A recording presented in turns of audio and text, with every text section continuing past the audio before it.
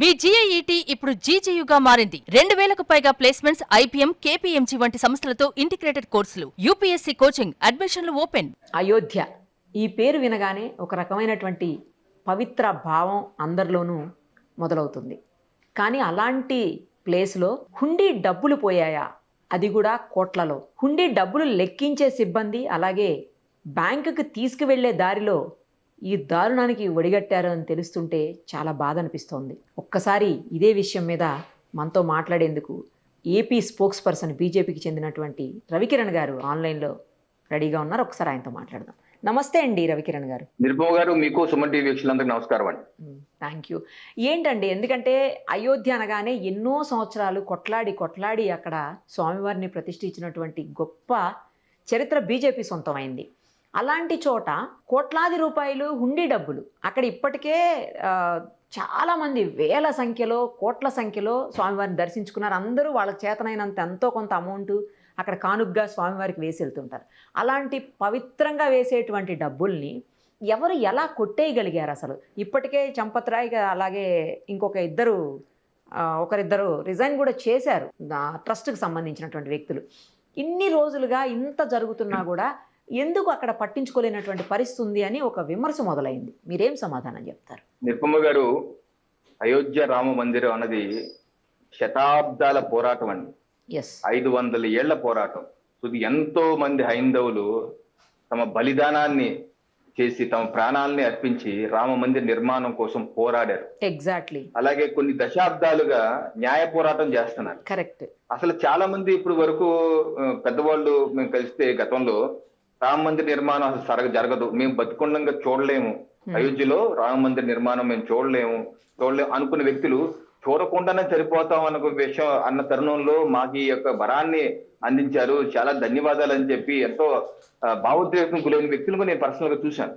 ఎందుకంటే రామ మందిర్ తీర్థ ట్రస్ట్ ఏదైతే ట్రస్ట్ ఏర్పడిందో ఇది ఒక ప్రైవేట్ బాడీ అండి. ఇది మన ఆంధ్రప్రదేశ్ లో దేవాలయాలు ఏ రకంగా ప్రభుత్వ అండర్లో ఉంటాయో ఆ రకంగా ఉత్తరప్రదేశ్ లో ఈ యొక్క దేవాలయం ప్రభుత్వ అండర్లో లేదు, ఎండోన్మెంట్ డిపార్ట్మెంట్ అండర్లో లేదు. ఇది ఒక ఇండివిజువల్ ట్రస్ట్. మన తిరుపతి దేవస్థానం ఉంది, అది ఎవరు నియమిస్తారు? చైర్మన్ గా ప్రభుత్వ అండర్లో ఉంటుంది, మెంబర్స్ కూడా ప్రభుత్వం నియమిస్తారు. అయితే రామాలయ నిర్మాణ తీర్థ ట్రస్ట్ అనేది ఒక ప్రైవేట్ బాడీ, అది ఎవరు నియమించింది కాదు, వాళ్ళుగా నియమించుకున్నది. అలాగే కేంద్ర రాష్ట్ర ప్రభుత్వాలకి ఎటువంటి ఆపరేషన్స్ లో కానీ నిర్వహణలో కానీ ఎటువంటి సంబంధం లేదు. నేను కూడా గతంలో విరాళాలు ఇచ్చిన వ్యక్తిని, నేనే కాదు మీరు కూడా చాలా మంది ఇచ్చుంటారు, నా పిల్లలు కూడా ఇచ్చారు. చిన్న పిల్లలు ఆ రోజు 8th క్లాస్ 7th క్లాస్ చదువుతున్న పిల్లలు వాళ్ళ హుండీ డబ్బులు కూడా, వాళ్ళ కిడ్నీ బ్యాగ్ లో ఉన్న డబ్బులు కూడా నా పిల్లలు ఇచ్చారు. ఆల్మోస్ట్ ప్రతి హిందూ కుటుంబంలోంచి ఎంతో కొంత అక్కడికి వెళ్ళిందేనండి ఖచ్చితంగా. అంటే మనకు హిందువులకి దేశంలో ప్రపంచంలో ఉన్న హిందువులందరికీ అది భావోద్వేగమైనటువంటి అంశం. నిర్మాణం బాగా జరగాలి, వైభవంగా జరగాలి అని చెప్పి ఆ రోజు నుంచి ఈ రోజు వరకు ఇస్తున్నాం. అయితే ఎప్పుడైతే ఈ హుండీ చోరీ అంశం బయటకు వచ్చిందో నాతో సహా అందరూ చాలా ఆవేదన చెందిన అంశం, చాలా స్పష్టం. దీనిలో అసలు అక్కడ హుండీ డబ్బులు ఎలా మాయమయ్యాయి అనేది షాకింగ్. చాలా ఆవేదన. ఒకటి ఏంటంటే మనం ఏ రకంగా తిరుపతి దేవస్థానంలో పరకామణిలో చోరీ అంశం ఆంధ్రప్రదేశ్ వాసులకి కొంతమంది మిగతా రాష్ట్ర ప్రజలకు కూడా తెలిసే ఉంటది. చోరీ పరకామణి కూడా ఇలాగే ఏదైతే అయోధ్యలో ఒక డబ్బులని హుండీ డబ్బులు లెక్కించే ప్లేస్ ఉందో ఇక్కడ కూడా తిరుపతి పరకామని అంటారు. దానిలో కూడా ఏ రకంగా ఆ రోజు అక్కడ పనిచేసే సిబ్బంది కాంట్రాక్ట్ ఉద్యోగి ఏ రకంగా డబ్బులు తీసుకుని వెళ్ళిపోతుంటో చేశారు, పట్టుకున్నారు. బట్ ఆ రోజు జగన్ ప్రభుత్వం ఏం చేసింది? ప్రభుత్వ నిర్వహణ ఉంది కాబట్టి ఇది చిన్నపాటి చోరీ అని చెప్పేసి కాంప్రమైజ్ చేసేసి ఆ కేసు లోకాయుక్తలో కొట్టించేసింది. కానీ ఈ రోజు హైకోర్టు ఏమంటది? ఆ కొట్టించడానికి నువ్వు చేసింది తప్పది, అలా చేయటానికి వీల్లేదని మొత్తం విచారణ సిఐడితో ఏర్పాటు విచారిస్తుంది. అంటే చేసింది చాలా తప్ప. ఆ రోజు ముఖ్యమంత్రి చాలా లైట్ గా తీసుకున్నారు. ఇప్పుడు కూడా అంటారు ఆ మాట, చాలా చిన్న చోరీ, దానికంటే గొడవ చేస్తారు ఏంటి అని అంటారు. అయితే ఎప్పుడైతే అయోధ్యలో రామ మందిరంలో హుండీలు ఇటువంటి చోరీ జరుగుతుందని విషయం బయటకు వచ్చిందో 5వ తారీఖు, 7వ తారీఖే రాష్ట్ర ప్రభుత్వం యోగి ప్రభుత్వం SIT ఏర్పాటు చేసింది.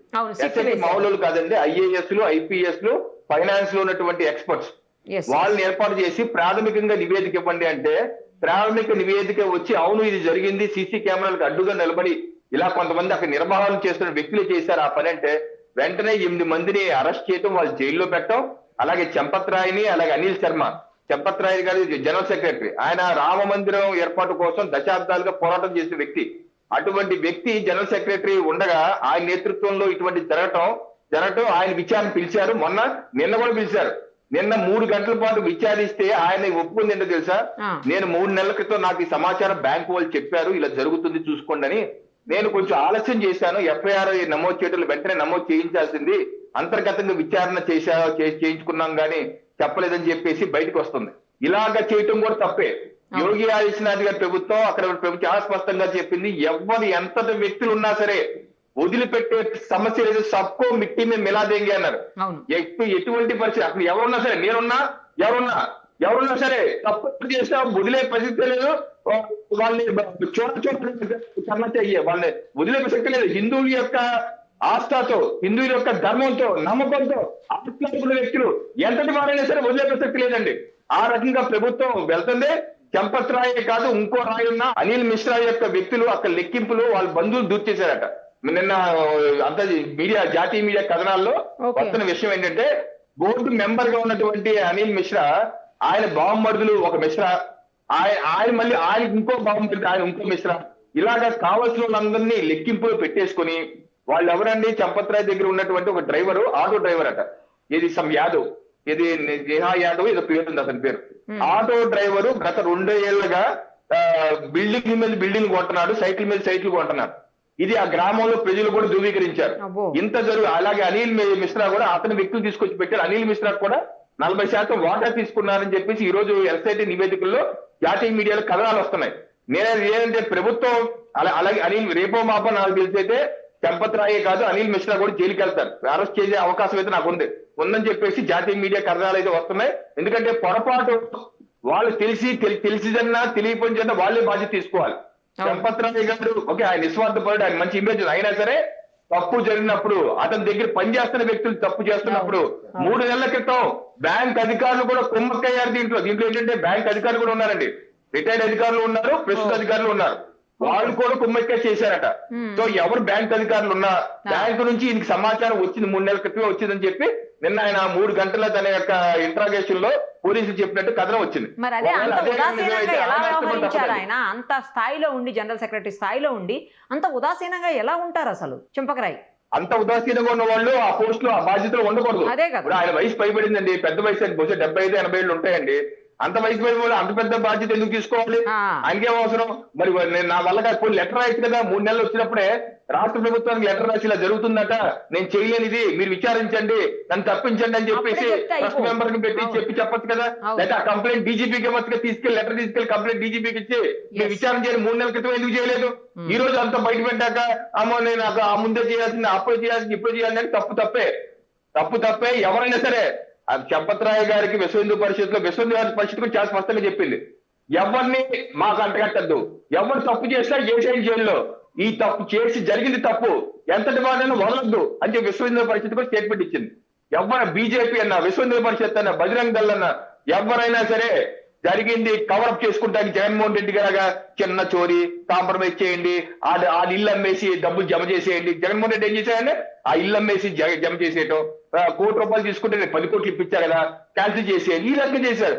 ఇక్కడ ఎవరు అట్లా చేయట్లేదు, చేయమని చెప్పట్లేదు, దాంట్లో తీస్తా ఉంటున్నాం, ఎవరిదైనా సరే వదలమంటున్నాం, శిక్షిస్తా ఉంటున్నాం. వాళ్ళకి మాకు అక్కడ ఉన్నటువంటి ప్రభుత్వానికి, జగన్మోహన్ రెడ్డి గారి ప్రభుత్వానికి ఈ ప్రభుత్వానికి తేడా అది. అందుకనే దేశ ప్రజలు కానీ, ప్రపంచంలో హైందవులు కానీ, ఒకటి జరిగింది ఘోరం, తప్పు, క్షమించమని చెప్పి కోరవలసినటువంటి అంశం, క్షమించండి అని చెప్పాలి తప్పనిసరిగా.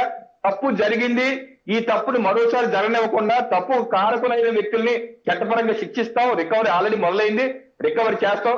ఏంటంటే వాళ్ళ ఇళ్లలో తనిఖీలు చేస్తే 15 లక్షలు 20 లక్షలు కట్టలు దొరికాయటండి. పోలీసులు వాళ్ళ ఇంట్లో ఎవరైతే 8 మంది అరెస్ట్ చేశారో వాళ్ళ ఇంటికి వెళ్తే వాళ్ళ జీతం ఎంతో తెలుసా? 10,000 అంట. 10,000 12,000 జీతగాళ్ళు 15 లక్షలు ఇంట్లో పెట్టుకుని కూకుతున్నారు. వదులుతా ఉన్నటువంటి భగవంతుడి సొమ్మది, ప్రజలిచ్చిన సొమ్మది, ప్రజలిచ్చిన సొమ్ము మీద డేగల్లా తినేవాళ్ళు, కుక్కల కింద నీచులు. అటువంటి వ్యక్తులు ఎంత శిక్ష పడ్డా సరే అది తక్కువే. ఎవరు సభ్య సమాజం క్షమించదండి, హైందవ సమాజం అసలు క్షమించదు. అక్కడ ఉన్న యోగి ప్రభుత్వం ఎటువంటిదో అందరికీ తెలుసు, ఎవరిని వదిలిపెట్టదు. తప్పనిసరిగా ఏదైతే నేరం చేశారో వాళ్ళు చట్టపరంగా శిక్షిస్తారు, అన్ని రికవర్ చేస్తారు. భవిష్యత్తులో కూడా ఇటువంటి రిపీట్ కానివ్వకుండా ముందుకెళ్తారని ఆ రకమైన దృఢమైన నిశ్చయంతో ప్రభుత్వం ఉందండి. ఎస్ మీరు అన్నట్లు ఫ్యూచర్ లో ఇప్పుడు జరిగిన వాళ్ళని కఠినంగా శిక్షించాలి, చేసిన వాళ్ళని తర్వాత మళ్ళీ తప్పు జరగకుండా కూడా కఠినమైన చర్యలు తీసుకోవాల్సినటువంటి అవసరం ఉంది. అలాంటి దిశగా అక్కడ ఉన్నటువంటి ప్రభుత్వం ప్రయత్నం చేస్తుందని చెప్పి ఆశిద్దామండి. Thank you so much. ధన్యవాదాలు.